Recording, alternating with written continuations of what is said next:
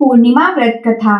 द्वापर युग में एक समय की बात है कि यशोदा जी ने श्री कृष्ण से कहा, हे कृष्ण, तुम सारे संसार के उत्पन्न करता, पोषण तथा उसके संहार करता हो। आज कोई ऐसा व्रत मुझसे कहो जिसके करने से मृत्यु लोक में स्त्रियों को विधवा होने का भय ना रहे तथा यह व्रत सभी मनुष्यों की मनोकामनाओं को पूर्ण करने वाला हो। श्री कृष्ण कहने लगे, हे माता, तुमने अति सुंदर प्रश्न किया है। मैं तुमसे ऐसे व्रत को सविस्तार पूर्वक कहता हूँ। सौभाग्य की प्राप्ति के लिए स्त्रियों को द्वात्रिसत अर्थात 32 पूर्णिमाओं का व्रत करना चाहिए। इस व्रत को करने से स्त्रियों को सौभाग्य संपत्ति मिलती है। यह व्रत अचल सौभाग्य देने वाला और भगवान शंकर के प्रति मनुष्य मात्र की भक्ति को बढ़ाने वाला है। यशोदा जी के कहने लगी, हे कृष्ण, सर्वप्रथम इस व्रत को मृत्यु लोक में किसने किया था, इसके विषय विस्तार पूर्वक मुझसे कहो। श्री कृष्ण कहने लगे कि इस भूमंडल पर एक अत्यंत प्रसिद्ध राजा चंद्रहास से पालित अनेक प्रकार के रत्नों से परिपूर्ण कातिका नाम की एक नगरी थी। वहां धनेश्वर नाम का एक ब्राह्मण रहता था और इसकी स्त्री अति सुशील रूपवती थी। दोनों ही उस नगरी में बड़े प्रेम के साथ रहते थे। घर में धन्य धान आदि कोई कमी नहीं थी। उनको एक बड़ा दुख था कि उनकी कोई संतान नहीं थी, जिस वजह से वे बहुत दुखी रहते थे। एक दिन एक बड़ा तपस्वी योगी उस नगरी में आया। वह योगी बाकी सभी घरों में भिक्षा मांगकर भोजन किया करता था, लेकिन उस ब्राह्मण के घर से भिक्षा नहीं मांगा करता था। एक दिन योगी गंगा किनारे भिक्षा मांगकर प्रेम पूर्वक खा रहा था कि धनेश्वर ने योगी को यह सब करते देख लिया। सब कार्य किसी प्रकार से देख लिया। वह अपनी भिक्षा अनादर से दुखी होकर धनेश्वर योगी से बोले, और सभी घरों से तो भिक्षा लेते हो, परंतु मेरे घर से कभी भिक्षा नहीं लेते, इसका क्या कारण है? योगी कहने लगा कि आपके धर्म हमें इस बात की आज्ञा नहीं देते। अभी आप गृहस्थ जीवन में एक सुख से वंचित हैं। आपके घर संतान होने पर मैं आपके घर से भी भिक्षा स्वीकार कर लूंगा। उन्होंने कहा कि जिसे संतान नहीं है, उसके घर से भिक्षा लेने से मेरे भी पतित हो जाने का भय है। धनेश्वर यह सब बात सुनकर बहुत दुखी हुआ और हाथ जोड़कर योगी के पैरों पर गिरा। दुखी मन से कहने लगा कि आप मुझे संतान प्राप्ति के उपाय बताइए। आप सर्वज्ञ हैं, मुझ पर अवश्य ही कृपा कीजिए। धन की मेरे घर में कोई कमी नहीं, लेकिन मैं संतान न होने के कारण अत्यंत दुखी हूँ। आप मेरे इस दुख का हरण कीजिए। यह सुनकर योगी कहने लगे, तुम चंडी की आराधना करो। घर पहुंचकर उन्होंने यह सारी बात अपनी पत्नी को बताई और खुद वन में चले गए। वन में पहुंचकर उन्होंने चंडी की आराधना और उपवास की। चंडी ने 16 दिन उनको सपनों में दर्शन दिए और कहा, हे धनेश्वर, जा, तेरे पुत्र होगा, लेकिन उसकी आयु सिर्फ 16 वर्ष की होगी। 16 वर्ष की आयु में उसकी मृत्यु हो जाएगी। अगर तुम दोनों स्त्री और पुरुष 32 पूर्णिमाओं का व्रत करोगे तो यह दीर्घायु हो जाएगा।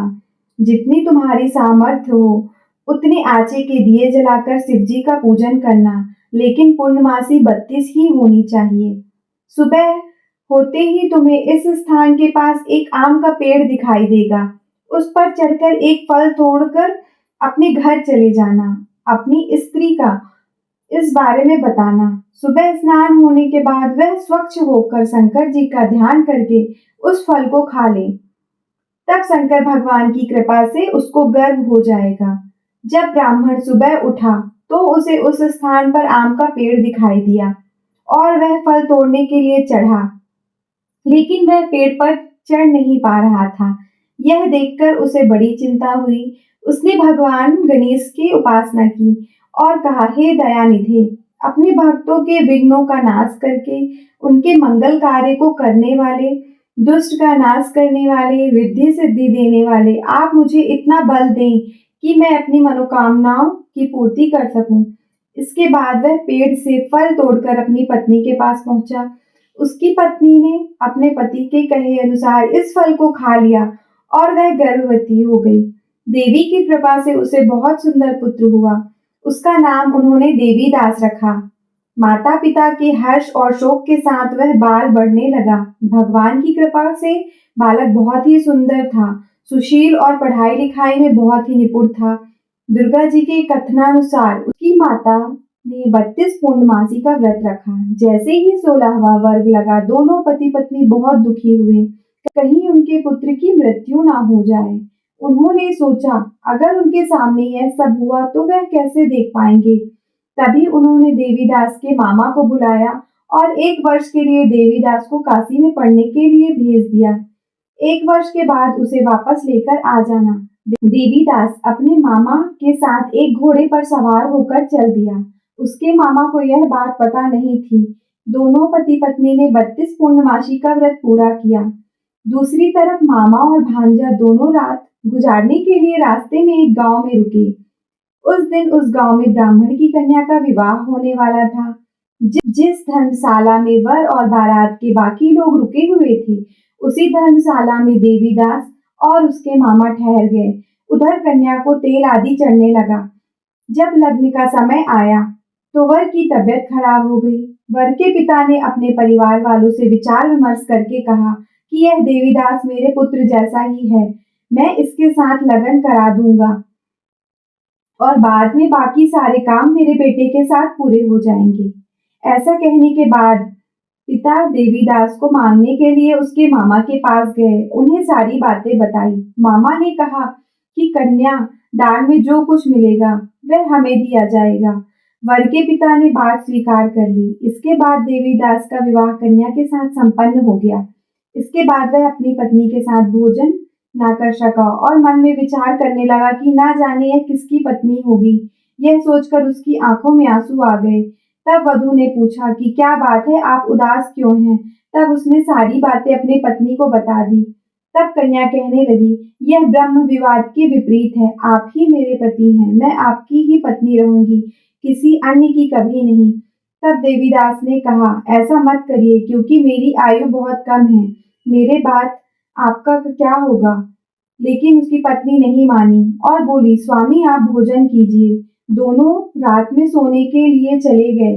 सुबह देवीदास ने पत्नी को 4 नगों से जड़ी एक अंगूठी दी और एक रुमाल दिया और बोला, हे प्रिय, इसे ले लो और संकेत समझकर स्थिर चित्त हो जाओ। मेरे मरण और जीवन जानने के लिए एक पुष्प वाटिका बना लो, उसमें सुगंधित वाली एक नव मल्लिका लगा दो। उसको प्रतिदिन जल से सींचा करें और आनंद के साथ खेलो कूदो।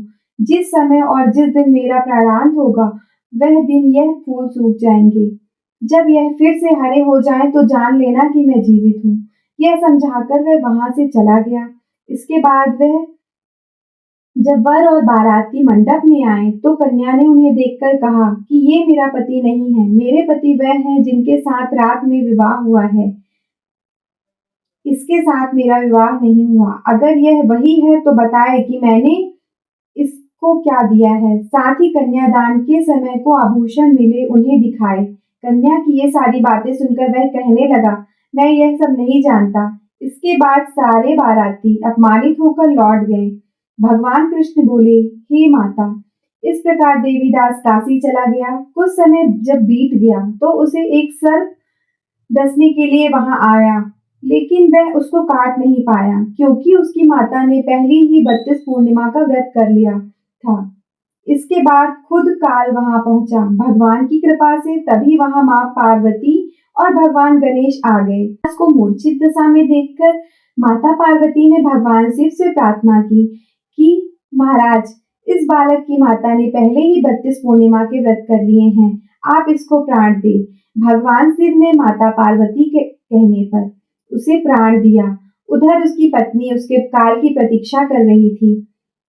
उसकी पत्नी ने जाकर देखा कि पुष्प और पत्र दोनों ही हैं, तो उसको बहुत आश्चर्य हुआ और जब उसने देखा कि पुष्प वाटिका फिर से हरी हो गई है तो वह समझ गई कि उसका पति जिंदा हो गया है। इससे वह कहने लगी, पिताजी मेरे पति जीवित हैं, उनको ढूंढिए। जब 16वां वर्ष बीत गया तो देवीदास अपने मामा के साथ काशी चल दिया। इधर उसकी पत्नी के परिवार वाले उन्हें ढूंढने के लिए जा ही रहे थे कि उन्होंने देखा कि देवीदास और मामा उधर ही आ रहे हैं। उसको देखकर उनके ससुर बहुत प्रसन्न हुए और उसे अपने साथ घर ले आए। वहां सारा वगैरह इकट्ठा हो गया और कन्या ने भी उसे पहचान लिया। देवीदास ने इसके बाद अपनी पत्नी और मामा को लेकर वहां से चल दिया। उसके ससुर ने भी उसे बहुत धन दहेज दिया। जब वह अपने घर की तरफ चल रहा था, तो उसके माता-पिता को लोगों ने खबर दी, तुम्हारा पुत्र देवीदास अपनी पत्नी और मामा के साथ आ रहा है। ऐसा समाचार सुनकर पहले तो उन्हें विश्वास नहीं हुआ, लेकिन जब देवीदास आया और उसने अपने माता-पिता के पैर छुए, तो देवीदास के माता-पिता ने उनका माथा चूमा और दोनों को अपने सीने से लगा लिया। दोनों के आने की खुशी में धनेश्वर ने बहुत दान दक्षिणा ब्राह्मणों को दी। श्री कृष्ण जी कहने लगे, इस तरह से धनेश्वर को 32 पूर्णिमाओं के व्रत के प्रभाव से संतान प्राप्त हुई। जो स्त्रियां इस व्रत को करती हैं, वह जन्म जन्मांतरों तक वैधव्य का दुख नहीं भोगती और सदैव सौभाग्यशाली रहती हैं। यह मेरा वचन है। यह व्रत संतान देने वाला और सभी मनोकामनाओं को पूर्ण करने वाला है। बोलिए श्री कृष्ण की जय, माता पार्वती की जय, भोलेनाथ की जय, सभी देवी देवताओं की जय।